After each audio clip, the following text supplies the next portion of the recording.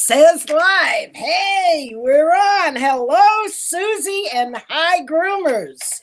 Really, hi, groomers, and welcome to, yes, it's awful. I can't see your reaction. But I freaked out and she saw that. Yes, welcome to episode 183 of the GroomPod, recorded on October 21st, 2018 in Snohomish, Washington, and Tucson, Arizona.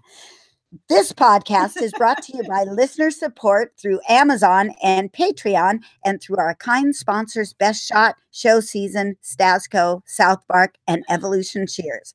This week on the GroomPod, we're going to talk about using medicated shampoos. We will also discover copolymers, and we're going to chat about a Facebook question. If you'd like us to chat about your Facebook question, gosh, I forget we're live. If you want us to chat about your Facebook question, you can go to our website or our Facebook page at facebook.com/group/the GroomPod.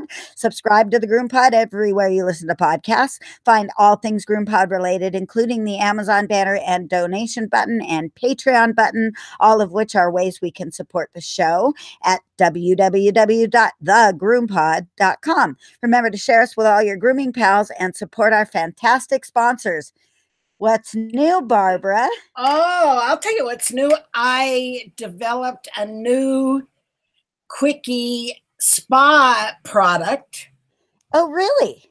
To use in our tubs. Yes, I groomed Winston the Westie yesterday, and Winston has this little situation on his spine, or right down his spine. He tends to get kind of oily, greasy hair, and there's one area in particular that's about long that can be kind of yellowish and still oily after the bath.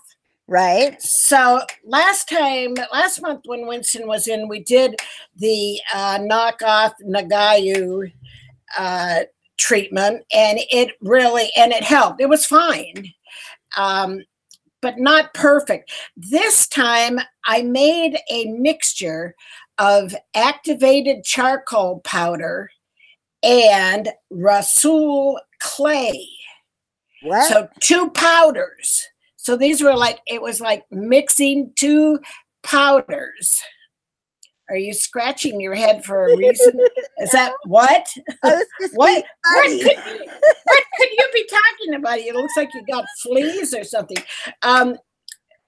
So I just mix these 2 powdered substances together in I've got a little vacuum pack jar, and I sent it off with Yvonne, and I said, get a little plate and put a scoop of this stuff, and then just dribble water on it till you make a paste and put that on that area. Well, she did. In fact, she said she had enough that she put it all the way down the spine. And she left it there and did something else and came back and bathed him. Boy, it worked. It worked really good. Really? What was it like when it was done?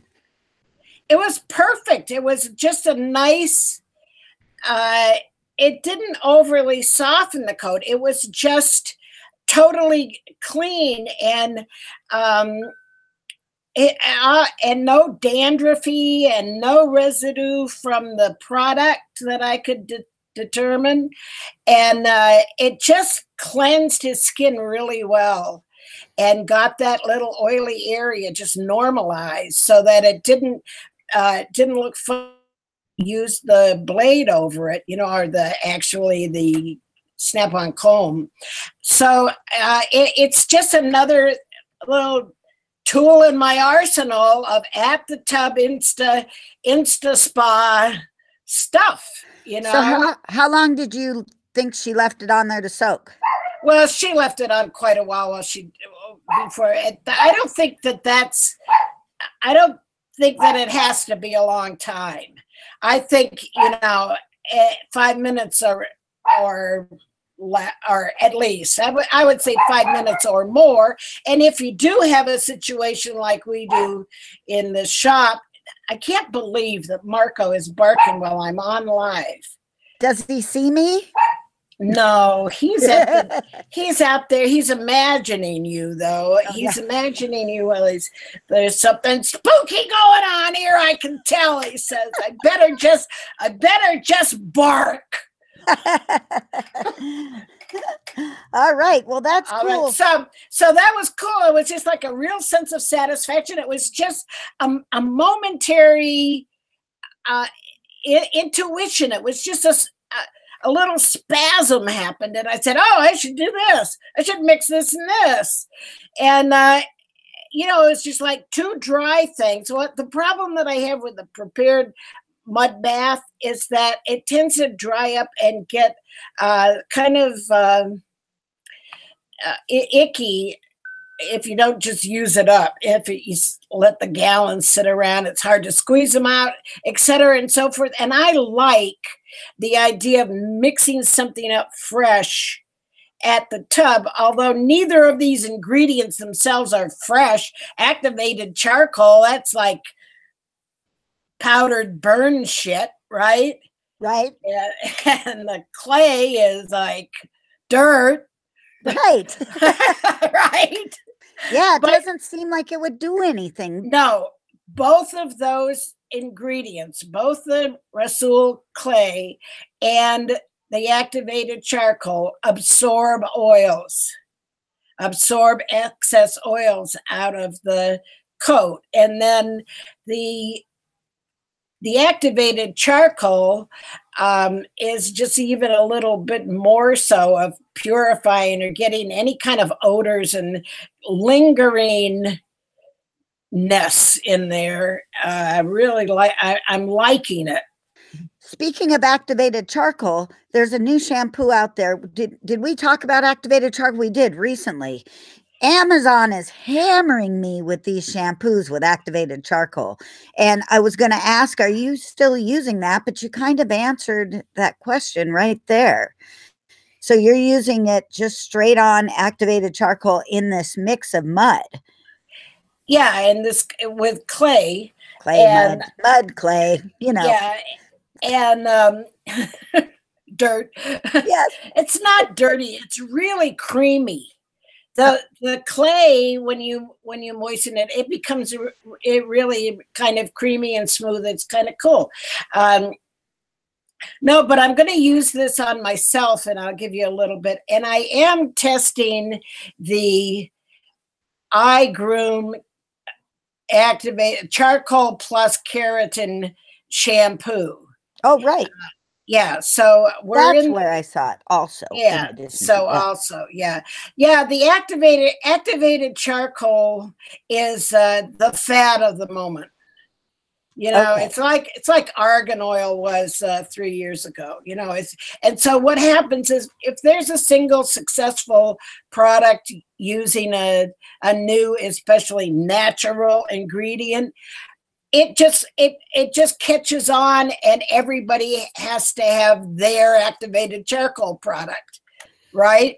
Right, to jump onto the bandwagon and to get a little bit of the cash before it runs out. Yeah, it's like catch the wave while it's on our shore. So and there's good reason to use activated charcoal. It's an interesting substance. I haven't found a negative, although I'm sure you don't want to get it in their eyes. And what Susie told, not Susie, sorry. Yeah. What Yvonne told me post bath, I asked her, did the clay and charcoal did it go through the screen of the Bathing Beauty, or did it collect as a mess underneath there? She said, no, it just went right on through. Cool. So cool, huh? Yeah, I like it. Anything else exciting this week? No.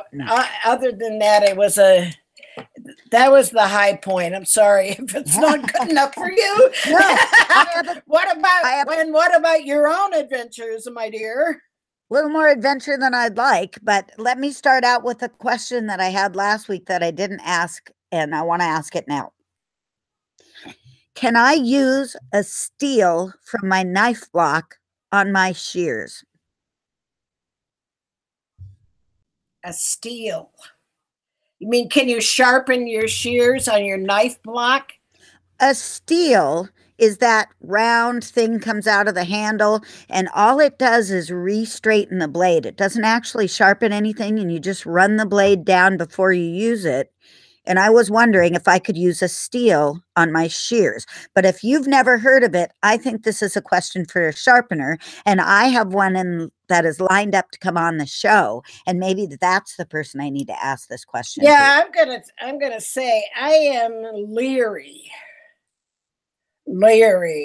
of home maintenance of expensive shears.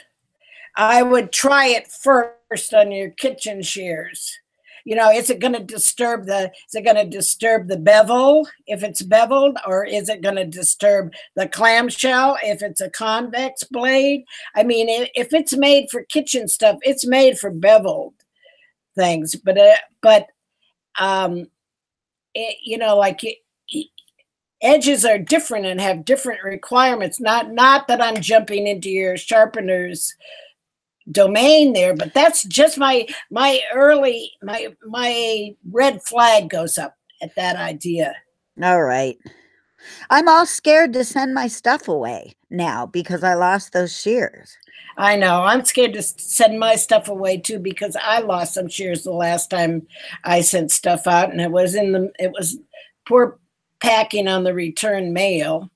I think, and it was one of my Arius Eichert beveled edge shears that are just like irreplaceable now. I'm pretty sure mine was just crappy neighbors, you know, stealing mailbox stuff.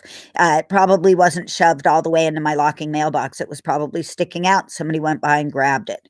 And you know, that's the post office fault. I paid a lot of money to have that stupid locking mailbox in there, and they should push the mail all the way through. There was no reason it shouldn't have been able to, because when they arrived the next time, it went right in the box. So I don't know. But I was thinking this might be a good favor to pull in from the vet hospital, because somebody's there. They can actually hand deliver it to a human being. And, you know, it might be safer for me to get my shears delivered to there. So just a thought, because I'm yeah. Well, good thinking. Good thinking. My big adventure, for anyone who hasn't looked on the Facebook discussion group, was my phone died. My phone. Oh, yes. Oh, I feel so bad for you. It was strange because I do everything on my phone, and I also back everything up to Google, or at least that's what my dog brain thought I had done, is backed everything up to Google. Somewhere along the line, though, I don't know, it looked like about before I added all of those new clients, right? If it had happened a year and a half ago, no problem. But it happened right when I added all those new people. None of those people showed up on my transfer. And yeah, so what went on with my phone is the charging port died. It wouldn't let me charge the phone through the charging port. It was the middle of the day. I couldn't schedule the appointments. I couldn't look at my next appointment, but I knew where I was going. So it was not that big a deal. But I knew that my phone was getting close to dying. And I had picked up the Twitter ads virus, which is a weird ad virus that comes attached to some apps. I don't know which ones. Unfortunately, don't know which ones. And it pops a pop-up ad for a Amazon product. Oftentimes that charcoal shampoo keeps popping up, and it interrupts anything you're doing. So you're typing away on text message and up pops up the Twitter ads. And I've researched about it, and I need to delete everything and wipe the phone clean, but I didn't really want to put the time into that with the phone that I knew was going to die. Well, it absolutely died. So I knew I could attach the two phones together either wirelessly. No word. Yes, I'm inventing new words, dog language. No word. Wirelessly, or I could hook it up with a USB cord and I could transport those stuff, but I risked transporting that stupid virus. And there were about, I don't know, 30, maybe 35 clients that didn't get ported over. And there were all of their information, including their addresses and all that stuff. None of it went over. None of my ringtones went over. I was afraid if I took the SD card and put it into the new phone, it was going to transfer everything. When I figured that out, I just took a huge sigh, and this is basically a big, fat, long apology to everyone. And I know this isn't a job. The podcast isn't a job, but I treat it like a job. It's supposed to be out every Friday, at least by Friday night. And I spent 2 days inputting all of the crap back into my phone. It was all I could think about. I couldn't even concentrate on doing any editing because I was so wrapped up in trying to recover everything. Not that it was gone, because I have a wireless charger for the other phone, but it takes forever to charge the phone and it gets fairly hot while it's charging. So I don't like to use it, but I can use it. Needless to say, most everything, including all of my stuff that is really heavy duty client related, is backed up in the cloud and backed up on disks in other places. So I haven't lost anything except for time. I lost a lot of time. Boy, did I lose a lot of time. So the moral of the story is, every once in a while, go check where your stuff is being backed up to. And I am 100% supporter of backing your stuff up to Google and then transferring it straight through Google over to the new phone. It just goes seamlessly that way. And if you've got problems with your old phone, then it doesn't end up on your new phone. Yeah, I know. So, yeah, all right. That's a lesson to be learned. Listen, I have to go. I have to go take care of this barking dog, or I'm going to go. And I've got headphones on, so I imagine that he's just barking over everything we're saying. I'm going to go put him in lockdown. Talk to the people. Okay, well, I'll take this lovely opportunity to tell you about some other ways you can support the show. One of the ways you can support the show, in a really important way, I should say, is through the Amazon banner on our website at thegroompod.com. And if you guys just click on our banner, and I know a lot of people go to shelters, donations, use the Smile program from Amazon, and I'm a big supporter of that as well. But if you want to support us and what we do here, you can just go to our website occasionally, click on the Amazon banner from there, and do your shopping. And then we get a teeny tiny little bit of your purchase in commission for talking about it on the show. And it doesn't change your pricing at all, but it really does help when I get that little check every month to support this. And the bandwidth purchase is coming up, and I'm trying to decide whether to put all of the archives up or actually to put the archives behind the Patreon wall, and keep maybe 100, 150 or so up and then put the rest away, because we really are getting quite a heavy load of episodes, which is cool. I mean, that's the point, right? Is to get all those episodes, but it costs money to put them up there. So we also have t-shirts for sale. You can email me or private message me on Facebook and I'll let you know about those. They're pretty decent. Actually, they're kind of cheap t-shirts. I'll be honest about that. But they're okay for the price, and they're got our cute logo on, which I love the cute logo. And that's another way to support the show. Or there's the Patreon account. Patreon is a volunteer subscription service where you can donate as little or as much as you want each month, and it just comes out automatically out of your whatever debit card, bank account, whatever you set up. And know that you can cancel that at any time. And we love it even if you give us $1 for 1 month. It's all good. It all helps go towards getting the show done and supporting the show, and maybe me grooming less and podcasting more, and maybe Barbara letting us do a little more video as well. So I think this is fun. I think you guys there's 7 of you watching. Hi.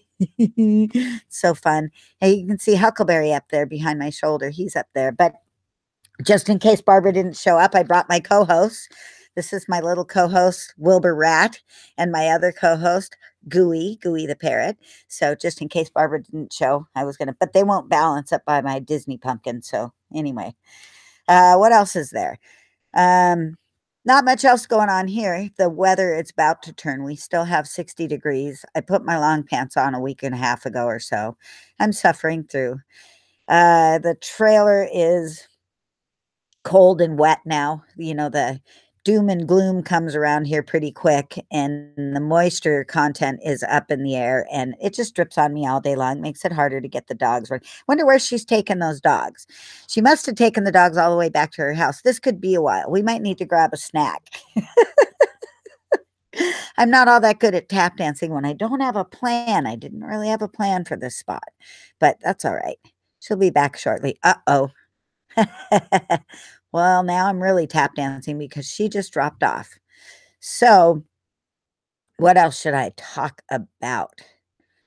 Oh, I groomed a few doodles this week. My scissoring really sucks. So here she comes. She's back. Yay! Good. I was running out of things to talk about. I was just sitting here dropping the F-bomb. Oh, well, we didn't hear any of that. Good. I don't want you to. Yeah, I don't know why. The next thing that's going to happen is that my backdrop is going to collapse. But oh well, here we are. I'm back. Oh, we got the barking dog problem solved. What's next in the interruption domain? Come on. How are we doing? Are we going to make it through this, Susie? It's hard to say. It's hard to say. But I think we're going to give it a college try. Yeah, well, we may have to have an abortion. Now, hang on. Let's take a quick break and hear from Best Shot. Then we'll be back with our first appointment. We're going to plow through this, by golly. Okay. Our first appointment, which is about how to use a medicated shampoo. Okay. Right, let's do. All right. Well, here's what I want to do. Let's just kind of review our process, because that's important how we got to this, so Susie suggested the topic of using medicated shampoos. And I said that would require some deep diving on my part, because I'm just very aware that each medicated shampoo has its own features, and I'm willing to do that because I need to update the information for my book. But so we're going to do a series. So we're going to do a series. And today, what we're going to talk about today is the protocol for professional use of a medicated shampoo or a prescribed product from the vet. Okay, I know what the first question that everybody asks is. Do you use a shampoo before you use the medicated shampoo, or do you not do that and just expect the medicated shampoo to do the cleaning as well? Well, many medicated shampoos are good cleansers, but some are not so much, because they're, especially if they're particularly mild, or because the focus is on delivering the medicated or active ingredient. So I think we're on the same page with this, that I always, and I've also read in dermatology protocol to do a kind of neutral shampoo first. A clarifying shampoo or a sulfate-free, mild and gentle shampoo, depending on what you're dealing with. You're not going to want to use a harsh clarifying shampoo on a dog that's got open skin, sores, that kind of stuff. But if it's a dirty, greasy skin problem that's at the bottom of it, a clarifying shampoo is a good choice. Otherwise, you want to go with something that's kind of a mild, and then you've got kind of two cleansing actions, your pre-bath and your bath. Right. And I always use Show Season Truly Tearless for that, because I find it's a really good hypo cleaning shampoo. And then occasionally, if it is a more open sore situation, then I'll go with one of those sugar surfactant kind of shampoos, like maybe that Best Shot, the really nice sentiment smelly ones. Those are pretty gentle cleaners. Yeah. I generally avoid fragrances on dogs that have that need medicated shampoos. I would go to the hypo, and I have a sugar-based shampoo that I use if I need the extra mild. But I think Show Season Hypo is a good go-to. Good. I'm glad. I think that's a good choice. Get the dog all washed off like you would normally do with a normal bath protocol, right? For in our case, we're using a bathing system. We're going to use that bathing system to clean the dog like we normally would. Then we're going to grab the medicated shampoo. And in my case, and probably yours too, I'm going to hand apply the medicated shampoo. Right, because when you put it through the bathing system, you're diluting it, and you're diluting the active ingredients, and it hasn't been engineered to sustain that kind of dilution, you know? Right. So sometimes with a medicated shampoo, and I hate doing this, but I'll even put on gloves because some of them are a little rough on my hands. It seems like, I don't know if it's just the medicated shampoos, but I'll get in there and I'll make sure to get all through, starting with the collar area and working back on the dog, not missing any of the spots that are so important, including underneath the arms where you need to get a lot of contact of that shampoo, right under the arms, right in the flank area, and in the pads of the feet. These are areas that we generally wash anyway, but these are areas that need contact. Look for the spots that are irritated and get the shampoo right and focused on that spot, right? Right. How about leave on time? How important is that? Well, you want to use whatever the product is recommending. You want to really, it doesn't make sense to improvise or experiment with medicated products. They've been engineered to do a certain job, to deliver an active ingredient. And if they say 5 minutes, you need to do 5 minutes. If they say 15 minutes, you need to do 15 minutes. You need to do their protocol, their suggested. Really important to read the label of medicated shampoos. And I actually read the label every time I use one. They're all different. There's so many different manufacturers and so many different types of shampoo out there. It is important to refresh yourself. These are medications that should be used thoughtfully. And I absolutely agree with that. Check the label every single time. And I'd like to just put a plug in here for Samsung phones. Samsung phones are waterproof or water resistant. And even though my charging port did finally go, my phone was almost 3 years old, and I dunk it, I get it wet, I use it with wet hands. They're solid, good, effective phones that can be held in the grooming and bathing area. So just a little side note there from my last week's experience. Thank you. I happen to love my iPhone, and it also is a certain amount of water resistant. Oh, yeah, that's right. They are too. Yeah. So, I didn't say it. So on that all-important label, where the instructions are, one of the things it may or may not say is frequency of bathing. And this has to do with how much residual effect a shampoo actually has. Part of the problem is when people get a shampoo assignment from their vet, you guys who can see this, I'd use the finger quotes, they don't follow through at home.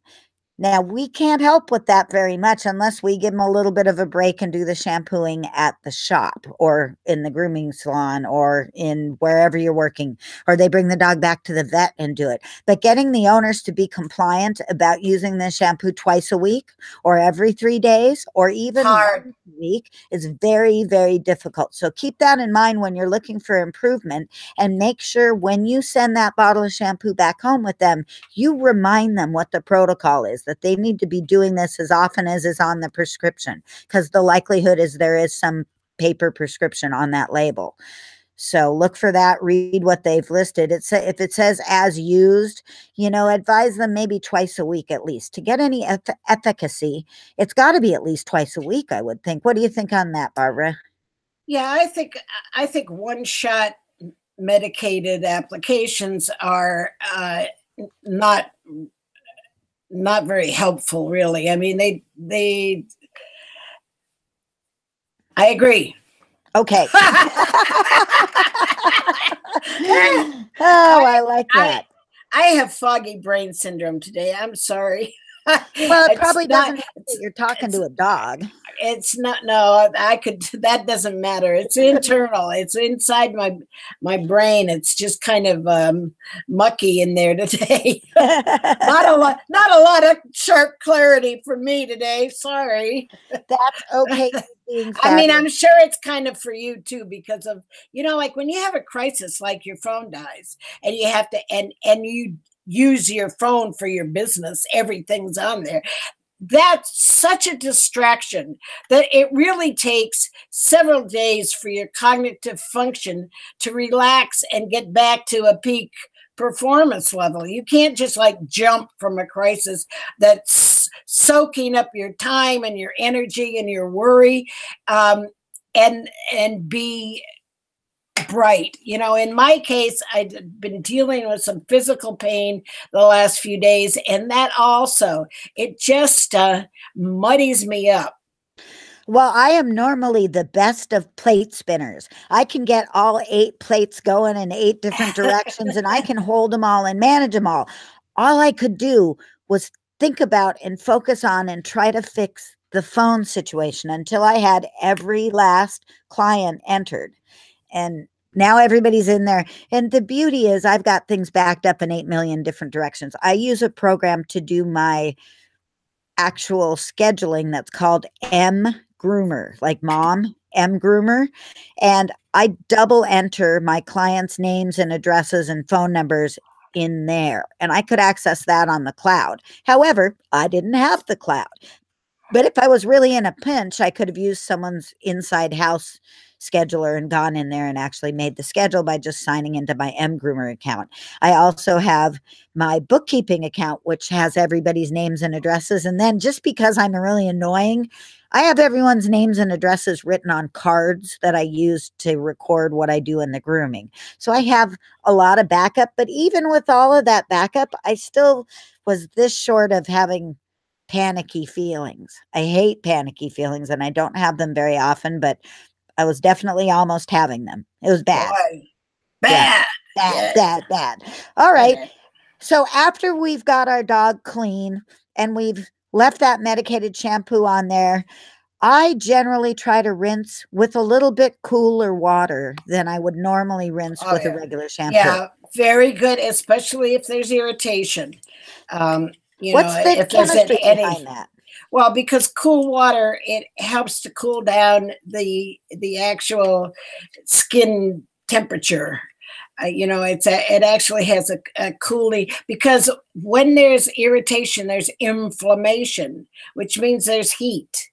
So hot water kind of aggravates that. In fact, I do my whole medicated protocol is more on the tepid side than, like when I'm doing a really dirty Cocker Spaniel, I'm using warmer water, as warm as I think is safe, because the warm water helps to dissolve the dirt and the grease and the extra oils in the skin. But if I'm doing an irritated skin, I tend to go towards the cool or towards the tepid to just like keep from aggravating any existing inflammation and kind of soothing the skin a little bit. All right. Not to usurp your show season spot, but I am in love with the show season Soothe cream rinse that I've been using to follow up my medicated shampoos. And it's pretty important to follow up with a conditioner of some sort, right? Well, for a couple of reasons. First of all, yeah, a conditioner is a lotion. A conditioner is really, there's really not as much difference between a hair conditioner and a body lotion as there is between a shampoo and a conditioner. They're in the same, so it's soothing, it's protecting, and again, for the sake of the hair, it's replacing some of the oils that you've stripped during the bathing process. Right, and we're double bathing too. Yeah, you're bathing once and then bathing again. So Soothe,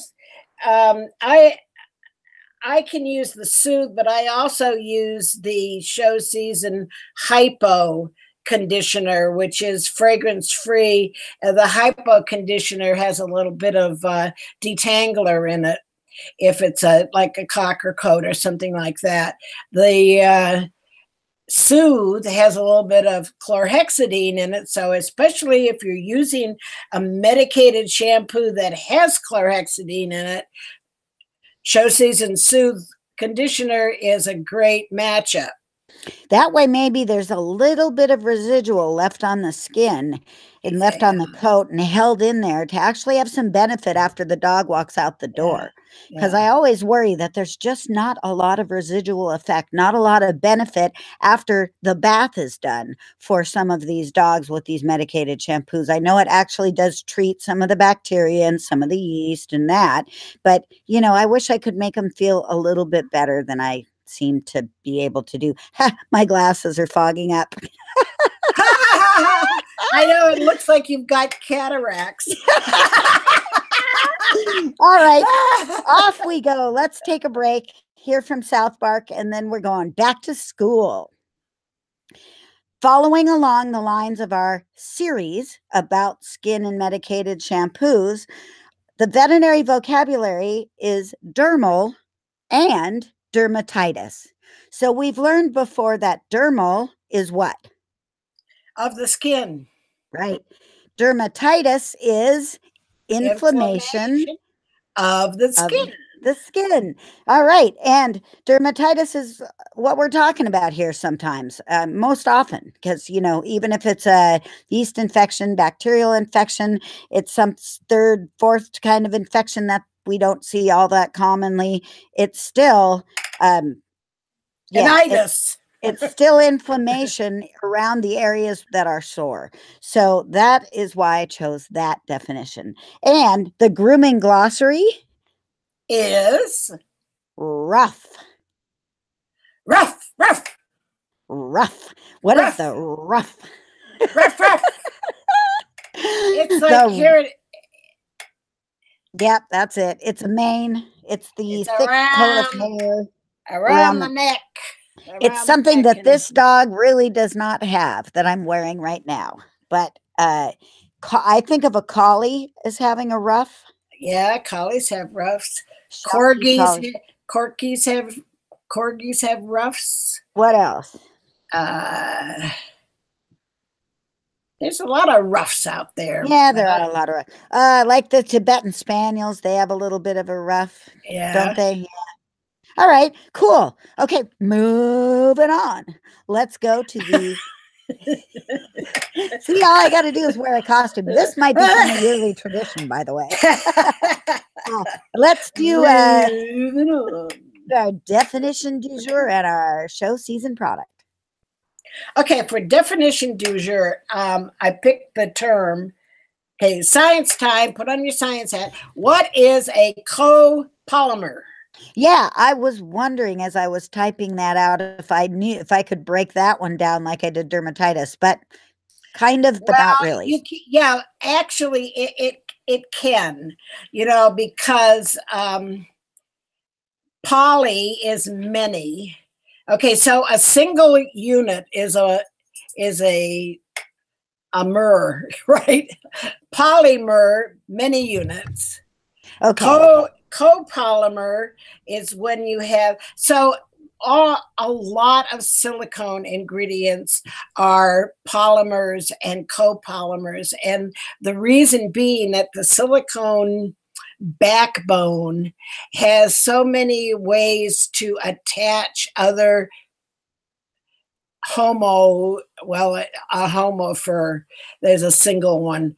It has so many options. Silicones was a gift to chemists because it was an element that has infinite marriages, right? So you can, you know, so here's a complicated hang on for a minute and I'm going to go into my desktop, find a note. Okay, so don't mind me. I was just taking a selfie because I probably have to take this off when I'm done, and I thought I'll forget and get up and take a selfie. So Okay, I gotta move you out of my way here. okay, Okay, Barbara's there you doing are. a note search. Time Okay, for a no note search. search. This And happens behind the scenes every week, but I okay, usually so edit it out. here's a very interesting copolymer. Hydrolyzed pea protein, and this is pea as in the vegetable. As in not the urine, but the vegetable. Yeah, we don't have a urine copolymer yet. Or maybe we do, but we don't know it. Okay, where was I? Hydrolyzed pea protein, PG hyphen propyl cilantriol. Okay. So we have the hydrolyzed pea protein, and we have the cilantriol, which is the silicone backbone. So here they have, and propyl is some other, God bless it, I didn't look that up. Hey, at least this time I didn't do the stumping. Stumped myself. I just stumped my own self. See, I don't need enemies. I just trip my own self up and then look like a fool. Yeah, what those of you guys don't know is that since I haven't finished the episode, is I asked a question last week that had Barbara tripping over her own self. Okay, but no. There.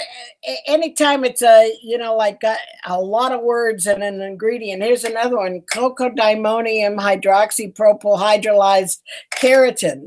Wow, that's impressive. That's got to be a copolymer, right? That's got to be a whole family.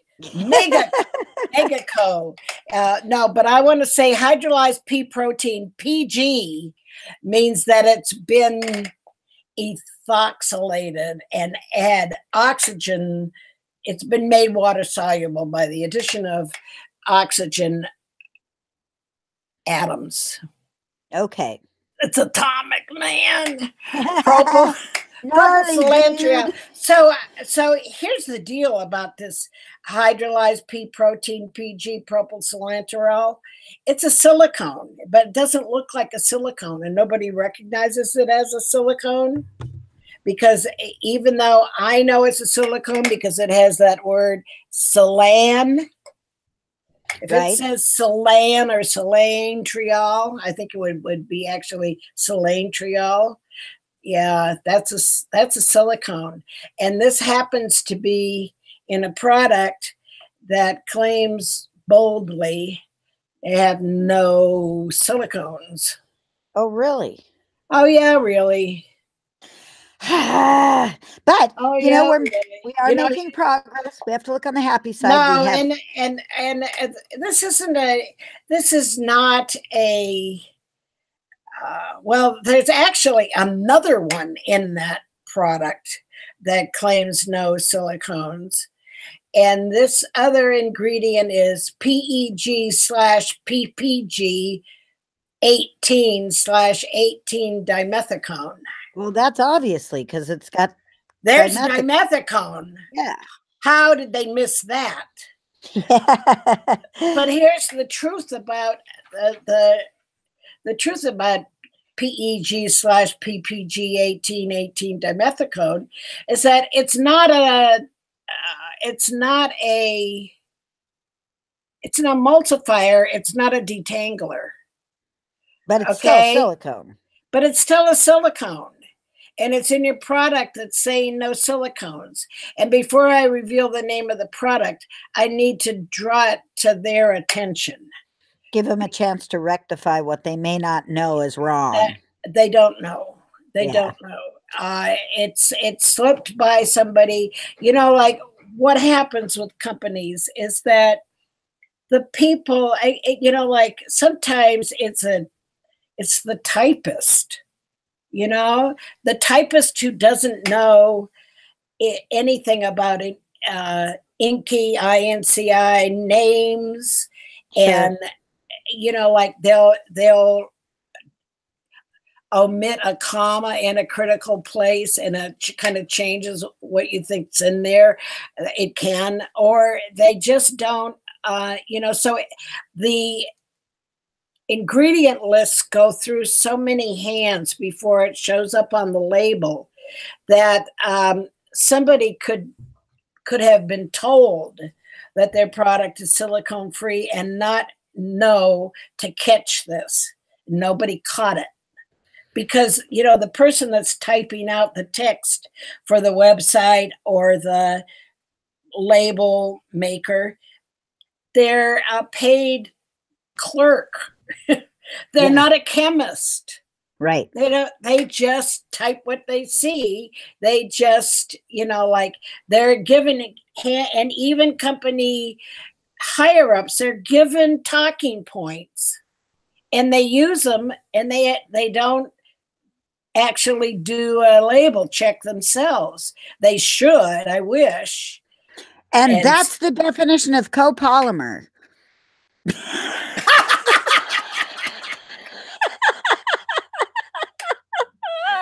It means too fucking complicated. What's a copolymer? It's too complicated. Okay. You were going to answer a question by Chris about something for our show season product. No, I was going to, oh yeah. Something like that. Yeah, it was, yes. So we had a question on the GroomPod discussion group about, can you mix show season 84-1, the most concentrated shampoo on the market? It's practically gel. It's so little water in it. Can you mix 84-1 with show season Bright? And my response is, yes, go for it. You know, you can use show season Bright is it has optical enhancers in it. It really makes any coat sparkle. And you can use it as an additive if you want to mix it with another shampoo. I do that. Yeah, and in fact, it's not a bad idea. You know, but I wasn't going to admit it because you told me not to play shampoo chemist necessarily, because some things don't play well together. But at least this is the same line. See, yeah, that's the thing, is that, and this is a company that we kind of know. All of their ingredient information is available on their website and the safety data sheets. So they list not only their regular safety information, but they have an ingredient list with the numbers, the official, every ingredient has a filing number. So anyway, it's all the same preservative. That one of the things you might not want to mix is preservatives, you know. I mean, but when you have a company that's using pretty much the same shampoo base, which includes the preservative, same preservative system, you're fairly safe in mixing it. Okay, good. Hey, if you guys want to play shampoo chemist with the show season Bright and other shampoos in their line, you too can do it by calling show season at 678-382-0218, or you can email them if you're already set up with them to place an order, or you can see their entire line at showseasongrooming.com or at your local distributors like Groomers Mart and Cascade Grooming Supply. All right, now Evolution Shears is going to tell us about I'm going to tell you about my adventure with Evolution Shears, and then we're going to come back to our At the Table segment, which is another visit to our Facebook group. All right. I say all right a lot. I added a lot of that out, but now you guys are going to see it all naked and exposed, so there you go. So if it's naked and exposed, how are they getting the ads? I just read the ad. So they just got the ad.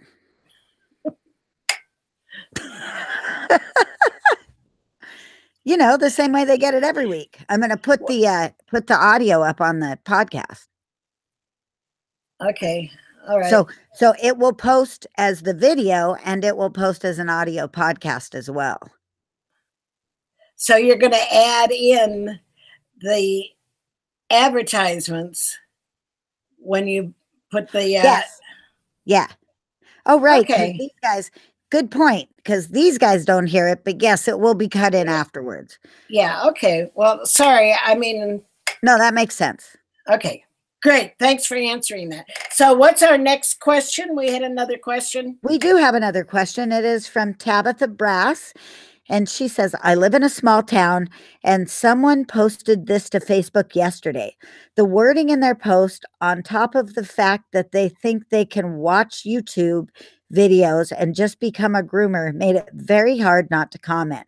Luckily, I didn't see that any of my clients were interested in the free grooming. However, her mom and grandma were clients up until, I should open the whole ad, were clients up until, now I lost my place. Yeah, somebody died and blah, blah, blah. Yeah, until her grandma's passing a few months ago. I always wondered why they didn't have her clip nails, etc. When recently we moved our shop and had an open house, the local radio station coming up, we decided to include the fact that we are licensed, insured, and experienced. Thanks for letting me rant. And this is the ad. It says, free grooming. If any of our Facebook friends are interested in a little spa treatment for your four-legged kids, Shelby and I are offering free grooming, shaving, trimming, stripping coat, de-shedding, nail clipping, anal, what does it say? Anal glands popped, dental cleaning, bathing. This includes cats. You are responsible for getting calming meds from a vet. Shelby and I have groomed for many years our own dogs, but we would love some more experience prior to opening a grooming business. Tips appreciated. And then it gives the location. So I don't even know what to say here, because there's really, you could go after this person, but they're going to, wow, what was that? Was that my house or your house? That was your house, I think. Although I don't know, because little Leah is all running around. What's up, girl? Okay, maybe well, it was my house. Anyway, something. No worries. Happened. So when that kind of an ad comes across in your grooming, what would you call it? Your territory, right? How do you respond to that? Do you respond to that? Do you ignore it? In my case, I'd ignore it. What is the actual thoughtful thing to do, though? Well, I just would ignore it. I don't think I tried to title this, When to Freak Out About the Competition. Okay. This is not the time to freak out about the competition. They're going to do that. There's no law against them doing that. The people who utilize their service are doing that at their own risk. You're not in that picture. You just need to do exactly what you did, which is to set yourself above by recognizing that you're licensed, by recognizing that you're insured. This would be a good time to name a professional organization that you belong to, because good idea. Membership in a professional organization is an emblem or a sign of professionality. So that's why we want to utilize that to show us as a higher level professional service that's available. If people are so hard up or so anti other groomers, if people want to try her and Shelby, whoever Shelby is, I thought Shelby was the little dog. I think that's fine. You know, and there's going to be people that open dog grooming shops that have no more education than YouTube videos and free grooms to their neighbors. They are They are. There are self-taught groomers that have risen to the top. Got to start somewhere. You got to start somewhere. And, you know, like you're either, let's face it, the bottom line is you either got it or you don't got it with this grooming thing. If you've got the patience and the tolerance and some visual skills, you can teach yourself to groom. There's risks associated. I wouldn't recommend it. You know, I am so glad that I learned to groom under the tutelage of a master groomer and a very highly professional person. Yep. Even if he was a little bit mean and just coming out of the closet and hated women at the time. But oh yeah, he made my life miserable. It just makes it an adventure. But you know, it just made me more determined to show him that I could do it.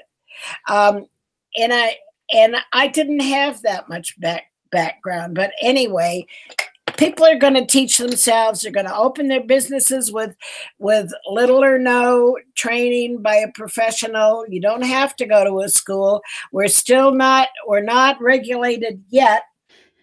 And you know what? Anybody who wants to take their pet to someone who writes an ad like that and is in the neighborhood and is just that kind of a situation, then best wishes to them, because the majority of us are going to go find somebody we trust who has an established business, and her friends and family will be the victims. I mean, the clients. So let's talk a little bit more about when to freak out. Okay. Or how, you know, like, so I had a groomer move in just around the corner from me. So it was like a half a block to the corner and then a half a block down to where she was. And I almost freaked out. And she was doing a high volume of business, and she was charging a lot less than I was. That would make me freak out a little bit, right around the corner. Yeah. You know what I did, Susie? I raised my prices. What? Woo? Why would you do that? Well, because there wasn't enough difference to reflect the big difference that I was in the styling department, in the, you know, and in my operation, in my holistic grooming. It was an act of confidence on my part. I just recognized that I didn't want to be interchangeable with her.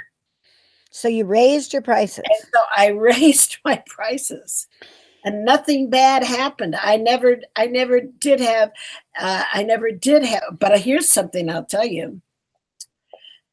So about 3 or 4 years down, she didn't last for very long. 3 or 4 years down the line, she came over and she wanted to sell me her entire client list. She wanted $4,000 because she had to pay her biker drug people. Oh my gosh. Well, that explains why she didn't last.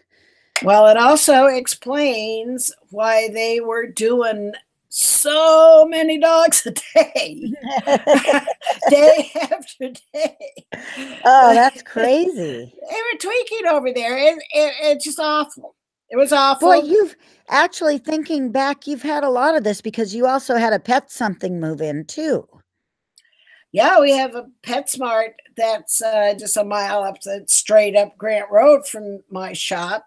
And actually, the PetSmart had more of an impact on my retail than on my grooming, because there again, I've always marketed my grooming to separate myself from the crowd.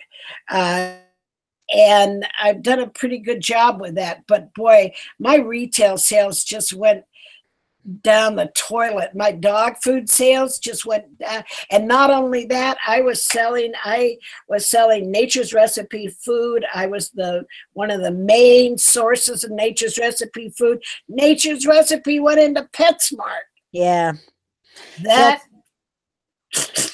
you know, and I, you know, I didn't freak out, but I was pissed because I spent years one-on-one teaching pet owners about nutrition and guiding them to this product line, and then they go to the bank. PetSmart goes to the bank on all my homework for years. Ah, yes. Alas. But Alas. I have always said that there are plenty of dogs out there for plenty of groomers.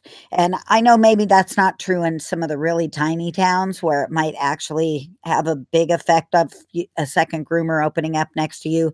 But in some of the larger towns, like especially around here, there is not enough grooming. There are not enough mobile groomers. There's certainly not enough house call groomers. You know, there's plenty to go around. It's so much better to make friends with your competition than it is to be the enemy of your competition. That's just my words of advice. Yeah, I don't like to be enemies. I'm just uncomfortable with that kind of interaction. I mean, some people thrive on the negativity. I don't. I suffer. I have to forgive people. I have to not hold a grudge. I have to go in and see how their shop is set up. I've got to go visit. That's my problem. I have to be friends with my neighbors because I'm nosy. All right. Well, this was certainly fun, wasn't it? Our Halloween event. Yes, I know. Yep. Okay. Well, I do have to go to work. I'm not sure I'm going to get all of this stuff off. I might just go like this, like I said earlier. But thank you guys. There's been a bunch of you who have hung out with us. That was cool. And there'll be a bunch of you others who might visit this a little bit later. This video will post right away. However, the audio from this will post on a regular day. And somewhere in between now and then, I'll post episode 183. Or 182, that one that's floating around 3/4 finished. I'll finish that up here tonight or tomorrow and get that one up. So happy grooming, everybody. Thanks for being here on the GroomPod, and we'll see you next week. Bye-bye now. Happy grooming. Take care of yourselves.